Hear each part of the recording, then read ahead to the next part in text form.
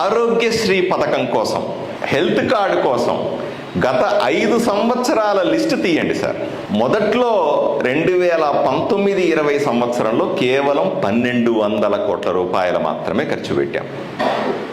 తరువాత 1600, మరుసటి రోజుకు మరుసటి సంవత్సరానికి 2200 కోట్లు. ఈరోజు ఎంత ఖర్చు పెడతామో తెలుసా? 4000 కోట్ల రూపాయలని ఆరోగ్యశ్రీ పథకం కోసం ప్రజలకు ఖర్చు పెడుతుంది ప్రభుత్వం. దీంట్లో మెజారిటీ సమస్యలన్నీ కూడా తినే ఆహారం వల్ల వచ్చినవి అని డాక్టర్లు స్పష్టంగా చెప్తా ఉన్నారు. అంటే ఖర్చు పెడతాం, ఇబ్బంది లేదు. ప్రభుత్వానికి పేదవాళ్ళకు ఖర్చు పెట్టడం అనేది ఇష్టంగా పెట్టాలి, అదే బలవంతంగా పెట్టేది కాదు, ఎవరిని ఫోర్స్ చేసి పెట్టేది కాదు. ఈ కూటమి ప్రభుత్వం నిరంతరం కూడా ప్రజల కోసం ఖర్చు పెట్టే ప్రతి రూపాయిని సంతోషంగా ఖర్చు పెడుతుంది. పెట్టాల కూడా. పేదవాడికి ఖర్చు పెట్టకపోతే ప్రభుత్వాలు ఎందుకు? కానీ ఖర్చు పెడితే అయిపోయి వాడు ఆరోగ్యం పరిస్థితి ఏంటి?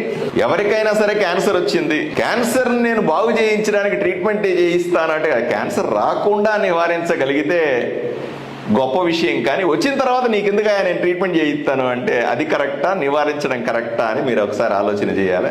ప్రజలు కూడా అర్థం చేసుకోవాలి. కాబట్టి నివారించాలంటే వాడు తినే ఆహారం సరిగ్గా ఉండాలి, తాగే మంచినీళ్లు స్పష్టంగా ఉండాలి.